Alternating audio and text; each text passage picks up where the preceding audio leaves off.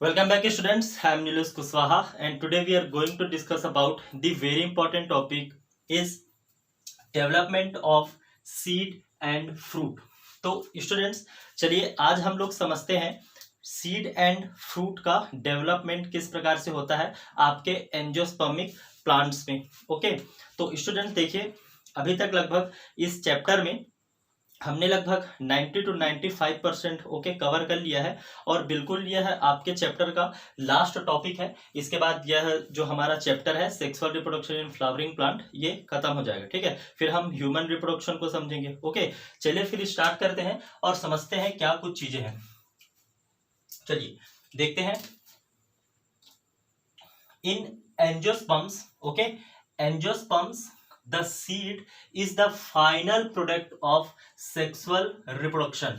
very important। चलिए यहाँ पे मैं लिख दे रहा हूं। ओके, देखिए एंजियोस्पर्म्स में क्या होता है कि सीड ही फाइनल, ठीक है, फाइनल क्या होता है, प्रोडक्ट होता है आपके सेक्सुअल रिप्रोडक्शन का। ओके, मतलब सेक्सुअल रिप्रोडक्शन का जो फाइनल प्रोडक्ट है, मतलब सेक्सुअल रिप्रोडक्शन से जो चीज हमको मिला है वह क्या है, आपका सीड ही है। ओके, क्योंकि सीड के अंदर क्या प्रेजेंट होता है, इम्ब्रियो प्रेजेंट होता है जिसको हम बेबी प्लांट कहते हैं। ओके, फिर उसी से तो नया नया प्लांट बनता है ना। मतलब जो मेन रिक्वायरमेंट है ओके यहाँ पर वह किसका है, आपका सीड का है। इसलिए कहा गया है कि सीड इज, ठीक है, final reproduction final product of sexual reproduction. Clear. चलिए आगे देखते हैं। It is often, okay, it is option it is often describes as a fertilized ovule. Okay, तो देखिए सीड को हम और क्या कहते हैं, तो हमने प्रीवियस वीडियो में समझा है कि सीड को ही हम क्या कहते हैं, फर्टिलाइज्ड ओव्यूल भी कहते हैं। ओके, ठीक है, तो हम इसीलिए हम आप यहाँ पे कह रहे हैं कि डिस्क्राइब कैसे करते हैं हम इसको, फर्टिलाइज ओव्यूल के रूप में। ओके, अ सीड मतलब एक जो टिपिकल सीड होता है उसमें क्या कुछ चीजें होती है, तो seed typically consist of seed coat, cotyledons and E A मतलब क्या, एम्ब्रायोनल एक्सिस। ओके, मतलब एक जो टिपिकल सीड होता है उसमें मेनली क्या कुछ चीजें देखने को मिलती है, तो उसमें देखने को मिलेगा आपको सबसे पहले सीड कोट। ओके, तो हमने सीड कोट के बारे में बात किया हुआ है। देखिए हमने क्या कुछ बातें की हुई थी, तो सीड कोट मेनली किससे बनता है, याद कीजिए ओव्यूल का जब हम स्ट्रक्चर देखे थे तो वहां पर हमने देखा था कि दो इंटोगमेंट्स प्रेजेंट थे। Okay, outer integuments and inner integuments. Okay, तो आउटर इंटोगमेंट्स क्या करता है, आउटर इंटोगमेंट्स मेनली कन्वर्ट होता है आपका या डेवलप होता है कहें किसमें, आउटर सीड कोट में। और आउटर सीड कोट को हम क्या कहते हैं, आउटर सीड कोट को हम कहते हैं टेस्टा। ओके, और जो इनर इंटोगमेंट है वह क्या बनाता है, इनर सीड कोट बनाता है। ओके, क्योंकि देखिए ओव्यूल कन्वर्ट होता है सीड में, तो उसका जो इंटोगमेंट है वो दोनों किस में कन्वर्ट होते हैं, सीड के कोट में। ओके, या सीड कोट में कहें तो देखिए इनर इंटोगमेंट है वह इनर सीड कोट बनाता है। इनर सीड कोट को हम क्या कहेंगे, हम कहते हैं उसको टेगमेंट। क्या कहेंगे, टेगमेंट। क्लियर। और आउटर जो सीड कोट है वह क्या बनाएगा, टेस्टा। तो टेस्टा एंड टेगमेंट। ओके, और ये दोनों आपस में मिलकर क्या बनाते हैं, सीड कोट बनाते हैं। क्लियर है यहाँ तक। चलिए आगे समझते हैं। दूसरी एक बात क्या है कि एक टिपिकल सीड में दूसरा जो इंपॉर्टेंट चीज प्रेजेंट होता है वह क्या है, कॉटलीडोन्स। तो देखिए कॉटलीडोन्स के बारे में हमने बात किया है। ठीक है, कॉटलीडन्स में क्या कुछ चीजें होती है, तो कॉटलीडन्स के बारे में हमने देखा था कि कॉटलीडन्स में मेनली क्या है आपका, कि ये क्या होते हैं, थिक होते हैं। ठीक है, ये क्या होते हैं, थिक होते हैं, स्वैलेन होते हैं मतलब थोड़े से फूले हुए होते हैं। और क्या होता है इनमें, इसमें स्टोरेज फूड रिजर्व होता है। ओके, मतलब स्टोर, ऐसा हम कह सकते हैं कि स्टोरेज फूड रिजर्व के कारण ही ये क्या होते हैं, स्वैलो होते हैं, थोड़े से फूले हुए होते हैं, थिक होते हैं। ओके, तो इनको हम क्या कहेंगे, कॉटलीडोन। जैसे इस वाले फिगर में आप देख सकते हैं, देखिए मेनली ये 2 कॉटलीडोन है, 1 and 2, मतलब ये क्या होगा, डाइकॉटलीडोन टाइप का सीड होगा, है ना। डाइकॉटलीडोन अगर सीड है मतलब उसमें 2 कॉटलीडोन होंगे। कॉटलीडोन करते क्या है, देखिए अभी हम देखेंगे इसी लेक्चर में कि मेनली क्या होता है, कोई सीड है ना, और उसमें अगर एंडोस्पर्म प्रेजेंट है, एंडोस्पर्म क्या करता है, डेवलपिंग एम्ब्रियो को फूड प्रोवाइड करता है। ओके, तो अगर एंडोस्पर्म प्रेजेंट है तो एंडोस्पर्म क्या करेगा, वहां पर जो डेवलपिंग एम्ब्रियो है उसको फूड प्रोवाइड करेगा। कुछ में ऐसा होता है कि जहां पर एंडोस्पर्म प्रेजेंट नहीं होता, जिसको हम नॉन एंडोस्पर्मिक टाइप का सीड बोलते हैं, तो उनमें क्या करता है, कॉटलीडोन ही मेनली वहां पे फूड प्रोवाइड करता है। ओके, तो सीड, ठीक है, सीड को हम दो टाइप में डिवाइड किए थे, है ना, प्रीवियस के लेक्चर में हमने सब चीजें देखी हुई है। चलिए, और एक थर्ड है यहाँ पर क्या, इम्ब्रियोनल एक्सिस। तो इम्ब्रियोनल एक्सिस क्या होता है, तो ये जो दोनों आपके कोटलीडॉन्स दिख रहे हैं ना, इनको आपस में जोड़ के रखने का काम कौन करता है, इम्ब्रियोनल एक्सिस करते हैं। ओके, इसको भी हमने देखा है। एक बात और कि इम्ब्रियोनल एक्सिस के बारे में हमने ये भी देखा था कि क्या आपका क्या वहां पर प्लूमुल एंड रेडिकल, ओके, इन दोनों के बीच में क्या प्रेजेंट होता है, मेनली इम्ब्रियोनल एक्सिस प्रेजेंट होता है। ओके, तो चलिए और भी समझते हैं। वैसे इम्ब्रियोनल एक्सिस एंड आपका क्या कोटलीडॉन्स एंड सीड कोट, ये तीन चीजें यहाँ पर काफी इंपॉर्टेंट हो जाती है। ओके, चलिए आगे बढ़ते हैं।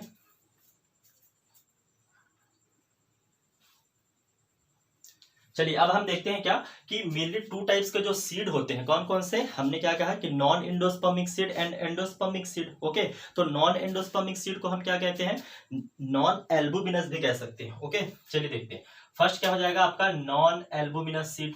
ओके, किसको बोलेंगे, तो no residual, okay, endosperm as it is completely, ठीक है, completely consumed during embryo development. मतलब इम्ब्रियो के डेवलपमेंट के टाइम में जब इम्ब्रियो डेवलप होता है, जाइगोट से इम्ब्रियो डेवलप होता है, तो इस टाइम में क्या करता है कि कंप्लीटली उस एंडोस्पर्म को वो यूज कर लेता है, कंज्यूम कर लेता है। मतलब उसमें सीड बनने के बाद उसमें किसी भी टाइप का, है ना, इम्ब्रियो मतलब बनने के बाद उसमें किसी भी टाइप का कोई एंडोस्पर्म नहीं बचता है, ऐसे सीड को हम क्या कहेंगे, नॉन एल्बुमिनस सीड या नॉन एंडोस्पर्मिक सीड बोलेंगे। ओके, इसका एग्जांपल आपको याद रखना है, पी एंड ग्राउंड नट में मेनली देखने को मिलता है। सेकेंड अगर हम देखें एल्बुमिनस, मतलब इसमें क्या होगा कि albuminous, okay, albuminous seed, okay, albuminous जो सीड होता है उसमें retain a part of endosperm as it is not completely used up during embryo development. मतलब इम्ब्रियो के डेवलपमेंट के टाइम पे देखिए एंडोस्पर्म का तो यूज करता है, कुछ सीड में क्या होता है कि इम्ब्रियो का जब डेवलपमेंट होता है तो एंडोस्पर्म को तो यूज करेगा, है ना, लेकिन कंप्लीटली यूज नहीं कर पाता। सीड बनने के बाद कुछ मात्रा में वहां पर क्या होता है, एंडोस्पर्म बच जाता है ना, उसके रिमेन्स रह जाते हैं, जिसको हम क्या कहेंगे, एल्बुमिनस टाइप का सीड कहेंगे, या हम एंडोस्पर्मिक सीड उसको कह सकते हैं। Okay, clear. तो इसका एग्जांपल कौन है, व्हीट है ना, मेज है, बार्ली है, कैस्टर है, सनफ्लावर है। ओके, इनमें मेनली हमको किस टाइप का सीड देखने को मिलता है, एल्बुमिनस टाइप का सीड देखने को मिलता है। और एल्बुमिनस सीड में क्या होगा, एंडोस्पर्म प्रेजेंट होंगे।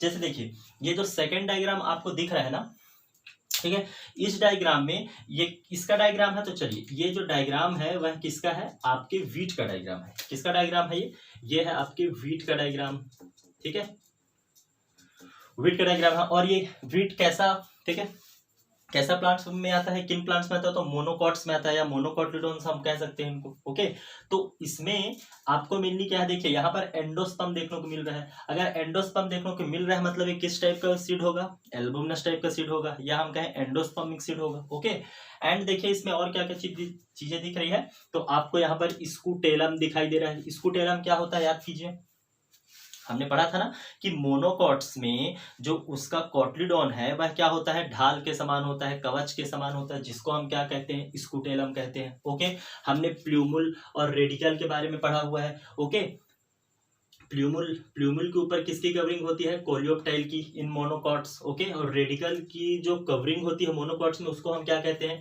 कोलियोराइजा कहते हैं। ओके, तो यह एक मेज का डायग्राम। और इसमें सबसे ज्यादा जो इंपॉर्टेंट चीज है जो आपको यहाँ पर याद रखनी है, ओके, चलिए VIMP हम लिख देते हैं यहाँ पर। ओके, तो सबसे ज्यादा इंपॉर्टेंट चीज है वह है पेरिकार्प। पेरिकार्प क्या होता है, देखिए होता यह है, पेरिकार्प का मतलब ये होता है कि कुछ सीड्स में मेनली हमको ये देखने को मिलता है कि देखिए फ्रूट का जो वॉल होगा, ओके, फ्रूट का वॉल और सीड का वॉल, फ्रूट का वॉल एंड, ठीक है, फ्रूट का वॉल एंड आपका सीड का वॉल दोनों आपस में फ्यूज हो जाते हैं, दोनों आपस में जुड़ जाते हैं, फ्यूज हो जाते हैं, और इसको हम क्या कहते हैं, पेरिकार्प कहते हैं। अभी हम यहाँ पर देखिए देखेंगे अभी कि the wall of the ovary develops into the wall of fruit. मतलब क्या होगा कि आपके फ्रूट का जो वॉल है, या हम कहें कि फ्रूट का वॉल कह लो आप, या ओवरी का वॉल कह लो, क्योंकि ओवरी ही फ्रूट में चेंज हो जाता है। ओके, और ठीक है, अब सीड कह लो या ओव्यूल कह लो, है ना, सीड मतलब ओव्यूल ही सीड में कन्वर्ट होता है, तो ये आपस में दोनों क्या होते हैं, फ्यूज हो जाते हैं, और इस स्ट्रक्चर को हम क्या कहते हैं, पेरिकार्प कहते हैं। क्लियर। चलिए आगे बढ़ते हैं, और एक बहुत इंपॉर्टेंट है, देखिए ये आपके एग्जाम में आएगा इस बार, आप बिल्कुल नोट कर लीजिए। Okay, perisperm. अब पेरिस्पर्म क्या है, तो देखिए कुछ सीड्स वगैरह में क्या होता है कि इन सम सीड्स, ठीक है, remnants of nucleus are also present. मतलब क्या होता है कि कुछ सीड ऐसे भी होते हैं जहां पर ये क्या है, आपका न्यूसिलस। ओके, न्यूसिलस का प्लॉडी लेवल क्या था, याद कीजिए, प्लॉडी लेवल क्या था, 2n था। ओके, इंट्रूगमेंट्स का प्लॉडी लेवल क्या होगा, 2n होगा। और क्या आपका वहां पर जो एग सेल है उसका प्लॉडी लेवल क्या होगा, n होगा, है ना। तो ये प्लॉडी लेवल आपको दिमाग में रखने हैं, काफी इंपॉर्टेंट है। ओके, एंडोस्पर्म का क्या होता है, 3n टाइप का होता है, ट्रिप्लॉइड होता है। ओके, जाइगोट डिप्लॉइड होता है, तो ये सब आपको याद रखना है। तो कुछ सीड ऐसे होते हैं जहां पे रिमेनेंट्स ऑफ या रिमेन्स ऑफ न्यूसेलस, मतलब उनमें रह जाते हैं, सीड बनने के बाद उनमें न्यूसेलस भी कुछ मात्रा में रह जाएंगे, तो ऐसे सीड को हम क्या कहेंगे, याद रखना है, काफी इंपॉर्टेंट है, इसको हम कहेंगे पेरिस्पर्म। मतलब सीड के डेवलपमेंट के बाद उसमें न्यूसेलस कुछ मात्रा में रह जाएगा, उसको हम क्या कहेंगे, पेरिस्पर्म कहेंगे। ओके, और ओवरी का या हम कहें फ्रूट की बाल और सीड का बाल आपस में फ्यूज होगा, उसको हम क्या कहेंगे, पेरिकार्प कहेंगे। क्लियर है ना। चलिए ठीक, तो इसका एग्जांपल क्या है, ये भी इंपॉर्टेंट है, ब्लैक पेपर एंड बीट, या हम शुगर बीट भी कह सकते हैं। ओके, चुकंदर को कहते हैं मेनली। तो देखिए ब्लैक पेपर एंड बीट में ये देखने को मिलता है आपको, क्या चीज, पेरिस्पर्म देखने को मिलता है। वेरी वेरी इंपॉर्टेंट, मैं बता रहा हूँ। ओके, आएगा मतलब आएगा, ठीक है। चलिए अब देखते हैं क्या कि the integuments of ovule. Okay, जो ओव्यूल के जो इंट्रूगमेंट्स है, outer and inner integuments, harden, ठीक है, हार्ड हो जाते हैं to form a seed coat. हमने बताया ना कि ओव्यूल के जो ठीक है इंट्रूगमेंट्स है वही किस में कन्वर्ट होते हैं, आपके सीड में या सीड कोट में। ओके, सीड नहीं, सीड कोट में, है ना। बीज चोल कहते हैं हिंदी में, है ना, तो हिंदी ज्यादा टफ हो जाएगा। एंड द माइक्रोपाइल, ठीक है, जो माइक्रोपाइल, देखिए इंट्रोगमेंट्स किस में कन्वर्ट हो गए, सीड कोट में कन्वर्ट हो गए। ओके, एंड माइक्रोपाइल, जो माइक्रोपाइल वाला जो रीजन है, facilitates okay the entry of oxygen and water. Okay, अब देखिए यहां पर एक चीज आपको याद रखनी है कि ओव्यूल का माइक्रोपाइल किस चीज की एंट्री के लिए था, याद कीजिए, पोलन ट्यूब की एंट्री के लिए था। और सीड का जो माइक्रोपाइल होता है, ओके, उसमें से किस चीज की एंट्री होती है, तो आपका ऑक्सीजन हो गया एंड वाटर हो गया। तो वाटर एंड ऑक्सीजन की एंट्री के लिए माइक्रोपाइल होता है मेनली, किसमें, एक सीड में। आप नॉर्मल एक चना लीजिए और उसमें आप देखिएगा जो उसका एक नुकीला पार्ट होगा ना, वही उसका माइक्रोपाइल है। ओके, तो आप ये करके देखिए, क्या वही उसका माइक्रोपाइल होगा। ये किसके लिए होता है, तो ऑक्सीजन एंड आपके वाटर के एंट्री के लिए होता है ना। माइक्रोपाइल एक टाइप का पोर ही तो होता है। ओके, चलिए द सीड, क्लियर है, आगे बढ़ते हैं। चलिए, as it is loss, okay, loss moisture. देखिए अब क्या होता है कि एक सीड में, ओके, सीड में मेनली क्या है, जैसे उसका मॉइस्चर कम हो जाता है ना, एनसीईआरटी में मेंशन है कि 10 to 15% जब बचता है, मतलब क्या है, जो मॉइस्चर हो पूरा कम होते जाता है एक सीड में फॉर्मेशन के टाइम में, उसका जब सीड बनता है। ओके, तो उस टाइम क्या होता है, ओव्यूल से जब सीड बनता है ना, तो उसका मॉइस्चर धीरे धीरे कम होते जाता है, और एक टाइम के बाद कितना बचता है, तो ओनली ये 10 to 15% ही बच पाता है। ओके, इतना ही मेनली बच पाता है उसमें, क्या, मॉइस्चर इतना बच पाता है। ओके, तो मेनली यहाँ पर क्या है कि इस कंडीशन में क्या होगा, देखिए कि मॉइस्चर क्या हो गया, उसका लॉस हो गया, कम हो गया, द सीड में इंटरडोरमेंसी। ओके, तो देखिए जब मॉइस्चर कम हो जाते हैं तो सीड बनने के बाद क्या होता है, देखिए डोरमेंट स्टेज में चले जाता है। ओके, डोरमेंट स्टेज मतलब क्या, सुप्तावस्था में चले जाता है, मतलब उसमें अब उसकी जो मेटाबॉलिक एक्टिविटी है वो पूरी तरह से बंद हो जाती है। ओके, अब देखिए क्या कि एक क्वेश्चन यहाँ पे आता है कि डोरमेंसी जो है यह मतलब बेनिफिशियल है, फायदे वाला है, या हार्मफुल है, ये है क्या। तो देखिए डोरमेंसी बिल्कुल सीड्स वगैरह के लिए एक वरदान है ना, ये बहुत फायदेमंद होती है। कैसे फायदेमंद होती है, तो देखिए अगर, देखिए आप इस चीज को याद करिए कि अगर सब कुछ ठीक ही होता है ना, मतलब जो इन्वायरमेंट है बेटर है, सब चीज अगर अच्छा ही होता, तो सबसे अच्छा रिप्रोडक्शन का तरीका कौन सा था, वेजिटेटिव प्रोपगेशन या वेजिटेटिव रिप्रोडक्शन ही था, वर्धी प्रजनन था, है ना, उसी में से मेनली रिप्रोडक्शन हो जा रहा था, वो बेस्ट था। तो सेक्सुअल रिप्रोडक्शन का रिक्वायरमेंट क्यों हुआ, याद करिए, एडवर्स कंडीशन के लिए, है ना, मतलब जब कंडीशन थोड़ा सा मतलब क्या होता है, क्रिटिकल हो जाता है ना, एडवर्स हो जाता है, तो उस टाइम को या उस टाइम को फेस करने के लिए मेनली डोरमेंट स्टेज में सीड वगैरह चले जाते हैं। ओके, और डोरमेंसी में जाने के कारण ही क्या होते हैं कि वो मेटाबॉलिक एक्टिविटी को रोक लेते हैं, और जब वो फेवरेबल कंडीशन में आते हैं ना, एक टेम्परेचर है ना और एक मॉइस्चर, वहां पे ऑक्सीजन, सब चीज जब उनको प्रोवाइड होती है तो वो क्या होते हैं, जर्मिनेट करने लगते हैं, है ना। मतलब देखिए, डोरमेंसी के कारण ही तो हम जो सीड वगैरह उनको स्टोर कर पाते हैं ना, नहीं तो स्टोरेज पॉसिबल ही नहीं हो पाता। तो डोरमेंसी एक टाइप का क्या है, बोलना चाहिए एक वरदान ही है, किसके लिए, आपके सीड्स वगैरह के लिए, है ना। तो डोरमेंसी काफी इंपॉर्टेंट है। अब देखिए क्या कि डोरमेंसी जो होता है ना, मेनली देखिए, डोरमेंसी से बाहर निकलने के लिए, है ना, मतलब डोरमेंसी से बाहर निकलने के लिए, ओके, को एक हार्मोन है जिसका नाम है जिब्रेलिन। ओके, जिब्रेलिन एक हार्मोन होता है जो मेनली डोरमेंसी से बाहर निकलने के लिए, है ना, क्या होता है, हेल्पफुल होता है। एंड जो एब्सिसिक एसिड है, ये भी एक हार्मोन है, तो मतलब प्लांट्स में हम बात करें। ओके, तो प्लांट्स में जो एब्सिसिक एसिड है मेनली डोरमेंसी प्रोवाइड करता है। ओके, इसी कारण मेनली डोरमेंसी होता है, एंड जिब्रेलिन वहां पर बाहर मतलब उससे निकलने के लिए, है ना, तोड़ने के लिए डोरमेंसी काम आती है सब हार्मोन। ठीक है, चलिए आगे बढ़ते हैं। इफ फेवरेबल कंडीशंस एग्जिस्ट, अगर फेवरेबल कंडीशन है तो डोरमेंसी क्या हो जाएगी, मतलब जो सीड है आपका डोरमेंसी तोड़ देगा, एग्जिस्ट हो जाएगा उससे। ओके, इट इट जर्मिनेट्स, और वो क्या कर देगा, जर्मिनेट हो जाएगा, मतलब में जर्मिनेशन होगा, है ना, बेबी प्लांट्स बिल्कुल वहां पे तैयार हो जाएगी। चलिए, यहाँ तक क्लियर है। तो यहाँ तक हमने जो भी चीजें देखी, इसमें हमने मेनली सीड को समझा, है ना। यहाँ पर देखिए, ये सब पूरा जो डायग्राम है आपका एनसीईआरटी का ही डायग्राम है, आप बिल्कुल, है ना, क्लियर है। और देखिए, ये तो हमने देख लिया, ये काफी इंपॉर्टेंट है, इसको बता रहा हूँ, है ना, काफी इंपॉर्टेंट है, इसको आपको याद रखना है, इसका लेबलिंग आपको याद रखना है। ये वैसे एक बार नीट के एग्जाम में आ चुका है, ये जो वीट का जो डायग्राम दिख रहा है ना आपको, ये एक बार आ चुका है नीट के एग्जाम में। ओके, इसलिए इसको आपको रखना है, इसकी लेबलिंग याद रखनी है, मतलब ये आया था और इसकी लेबलिंग करनी थी वहां पर। ठीक है, तो उसको आपको करना है। नेक्स्ट तो दूसरा चीज यहाँ पर देखिए, इसको देखिए, तो यहाँ पर मेनली क्या शो कर रहा है, ये जो डायग्राम है ये आपका यह शो कर रहा है कि एक जो सीड, देखिए 2 सीड यहाँ पर दिखाया है। ठीक है, नाम उसका मेंशन नहीं किया है, उसको आप मत याद रखिए। ठीक है, बस आपको याद रखना है कि एक जो सीड है इसमें देखिए, ये वाला जो पार्ट है पूरा, ये क्या है, एंडोस्पर्म है, मतलब ये क्या है, एल्बुमिनस टाइप का सीड है। और ये नॉन एल्बुमिनस का सीड है, मतलब इसमें आपको एंडोस्पर्म दिखाई नहीं देता, है ना, ओनली क्या है, यहाँ पे कॉटलीडोन्स होंगे, और कॉटलीडोन से मेनली फूड प्रोवाइड करेगा वहां पे। ओके, कॉटलीडोन्स भी तो स्टोर होता है ना उसमें, फूड वगैरह, फूड रिजर्व उसको बोलते हैं।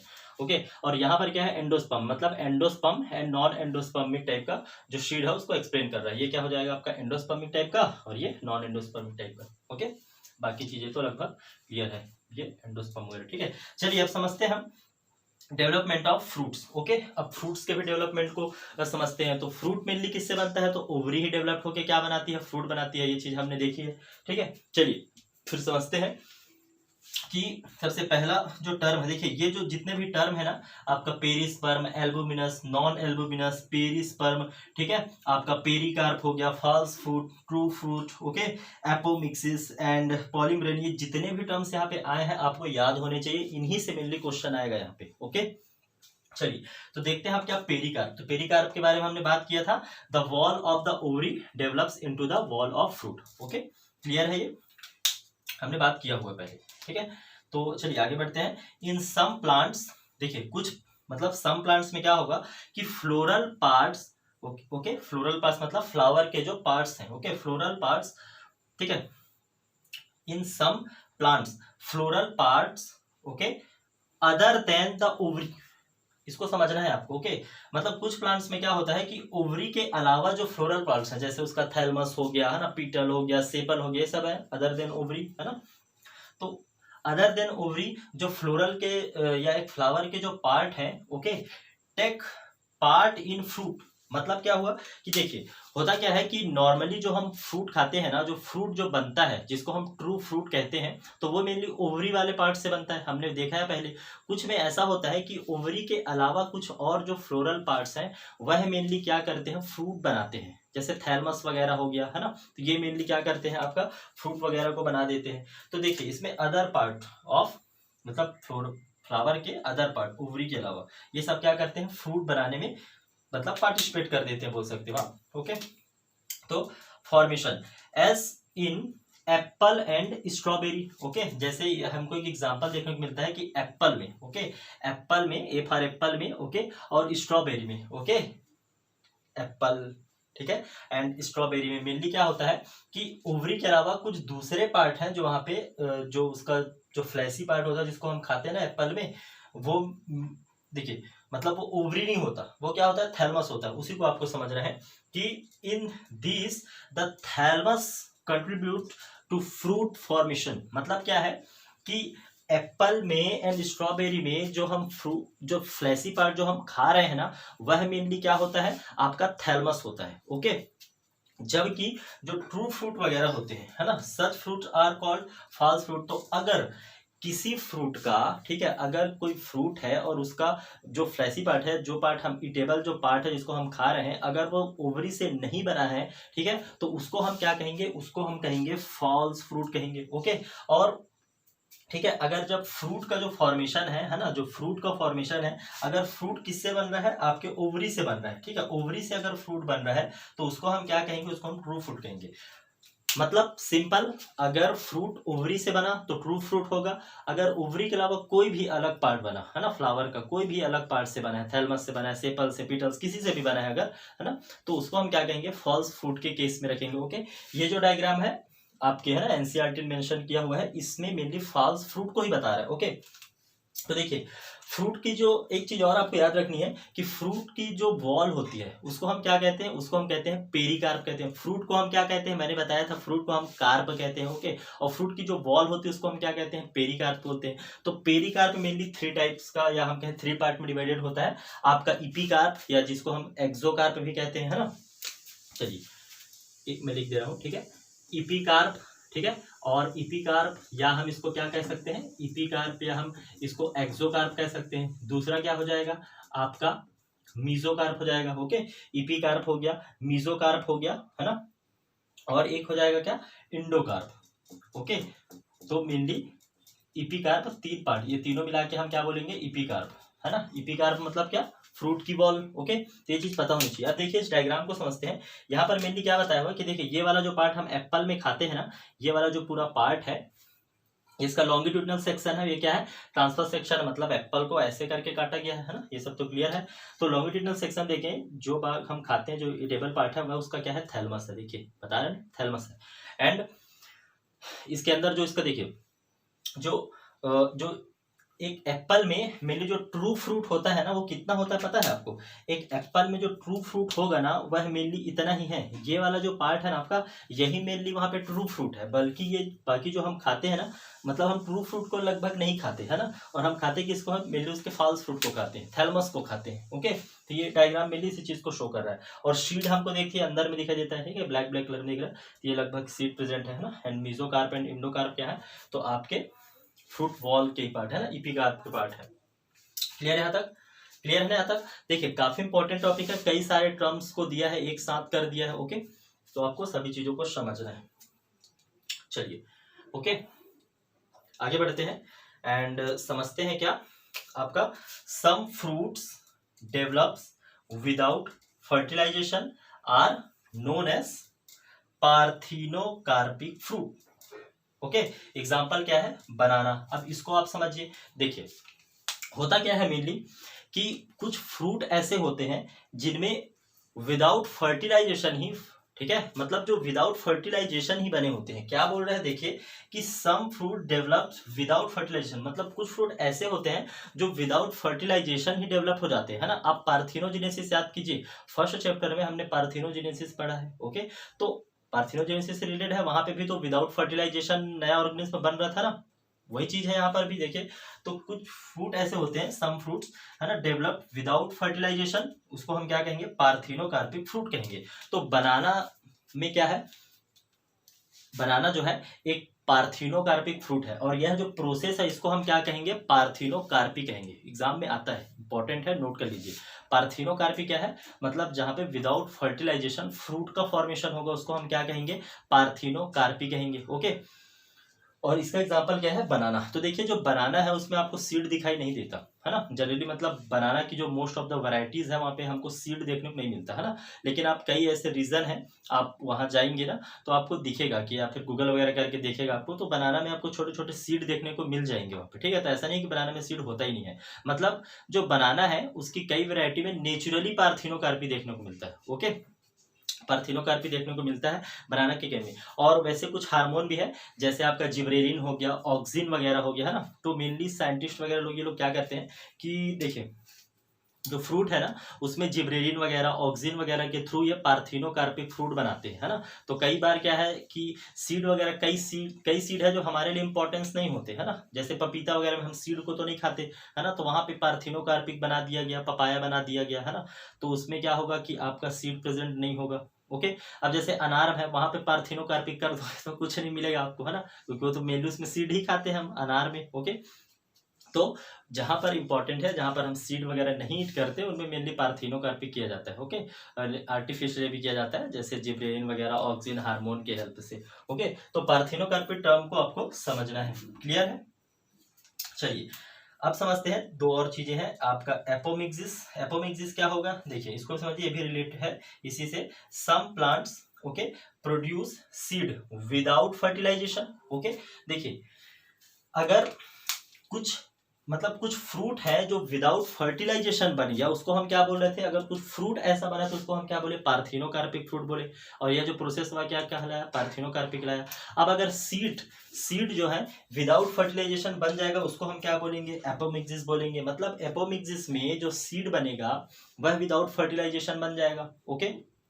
और आपका ठीक है पार्थिनोकार्पी में जो फ्रूट बनेगा वह विदाउट फर्टिलाइजेशन बनेगा, ओके। अब देखिए सीड बना विदाउट फर्टिलाइजेशन, और हमने क्या पढ़ा कि सेक्सुअल रिप्रोडक्शन का फाइनल रिजल्ट क्या होता है, सीड होता है। इसीलिए आपके बुक में लिखा है कि एक प्रकार का यह क्या है, मिमिकिंग, मतलब ये मिमिक वाला वर्ड या मिमिक वाला एक वर्ड आएगा आपको, तो मतलब वहां पे एक देखिए एक लाइन यह लिखा होगा कि apomixis, okay, apomixis is a formation of sexual है ना, सेक्सुअल रिप्रोडक्शन मिमिकिंग, ओके।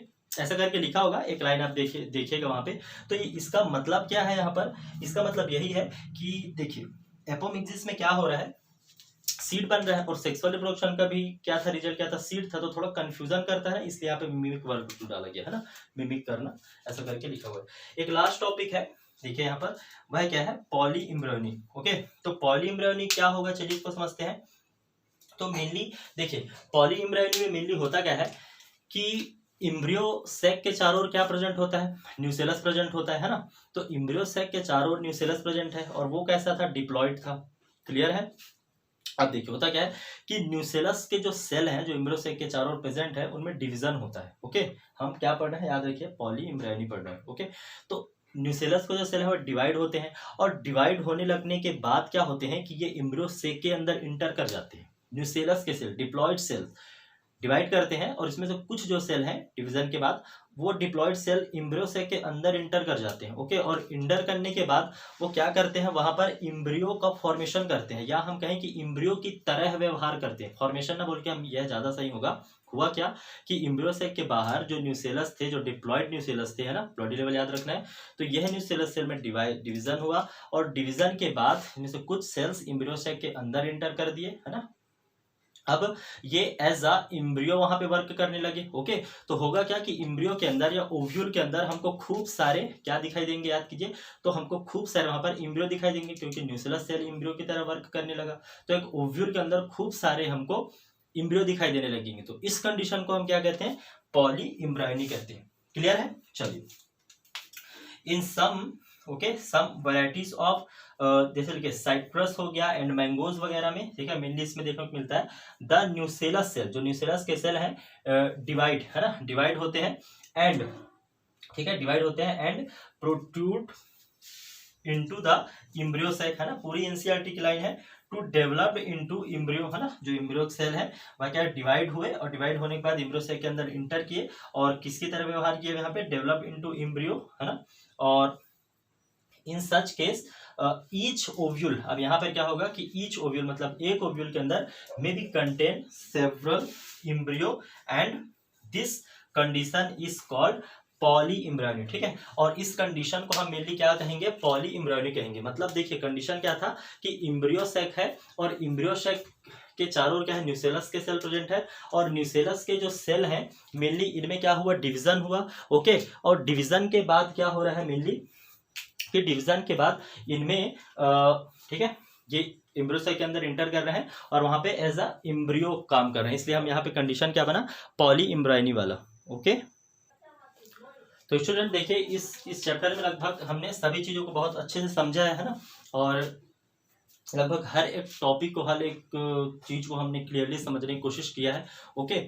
और अच्छा, आपने ये सोचा है कभी कि फ्रूट क्यों लगता है मेनली, तो फ्रूट क्यों लगता है भाई किसी भी एक प्लांट में, उसका क्या फायदा है वहां पर, है ना। तो आपको सोचा है कभी फ्रूट मेनली क्या करते हैं, देखिए फ्रूट हम देखते हैं, है ना, और फ्रूट देख के हम अट्रैक्ट होते हैं, है ना, बढ़िया कलरफुल फ्रूट वगैरह प्रेजेंट होते हैं, और उनको देख के हम अट्रैक्ट होते हैं, हम खाते हैं और बीज वगैरह को फेंक देते हैं कहीं पे, ओके।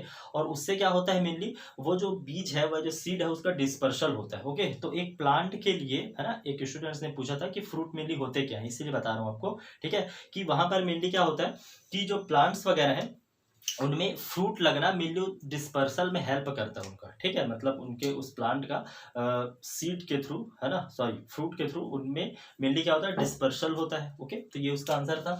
चलिए, तो स्टूडेंट्स लगभग सभी चीज़ें आपको क्लियर होगी, ठीक है। चलिए, नेक्स्ट जो हमारा वीडियो होगा उसमें हम एक नए टॉपिक के साथ बिल्कुल आएंगे और सभी चीज़ों को हम क्लियरली समझेंगे, ओके। चलिए, थैंक यू।